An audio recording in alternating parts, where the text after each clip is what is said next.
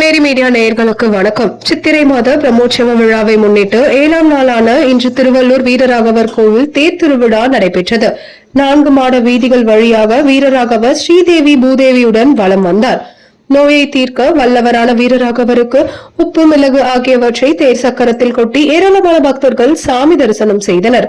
108 திவ்ய தேசங்களில் ஒன்றான திருவள்ளூர் ஸ்ரீ வைத்திய வீரராகவ பெருமாள் கோவிலில் சித்திரை மாத பிரம்மோற்சவ விழா கடந்த 22ஆம் தேதி கொடியேற்றத்துடன் துவங்கியது. இதையொட்டி நாள்தோறும் காலையும் மாலையும் வெவ்வேறு வாகனத்தில் உற்சவர் நகரின் முக்கிய வீதிகள் வழியாக பவனி வந்து பக்தர்களுக்கு அருள்பாலித்து வருகிறார். பிரம்மோற்சவத்தின் முக்கிய நிகழ்வாக 7ஆம் நாளான இன்று வீரராகவர் கோயிலின் 60 அடி உயரமும் 21 அடி அகலமும் கொண்ட திருத்தேர் பவனி நடைபெற்றது. காலை 5:15 மணிக்கு தேருக்கு எழுந்தருளுதல் நிகழ்ச்சியும், காலை 7:30 மணிக்கு உற்சவர் சிறப்பு அலங்காரத்தில் ஸ்ரீதேவி பூதேவி சமேதராய் ஸ்ரீ வீரராகவர் பெருமாள் தேரடியிலிருந்து புறப்பட்டு 4 மாட வீதிகள் வழியாக சென்று தேர் மீண்டும் தேரடியை வந்தடைந்தது. இதில் திரளான பக்தர்கள் கலந்து கொண்டனர்.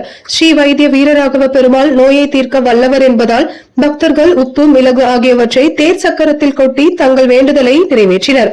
இந்த தேர் திருவிழாவில் திருவள்ளூர் மற்றும் சுற்றுவட்டார பகுதிகளை சேர்ந்த ஏராளமான பக்தர்கள் கலந்து கொண்டு வீரராகவரை வழிபட்டு சென்றனர். திருவள்ளூர் மாவட்ட செய்திகளுக்காக தலைமை செய்தியாளர் குமரேசன்.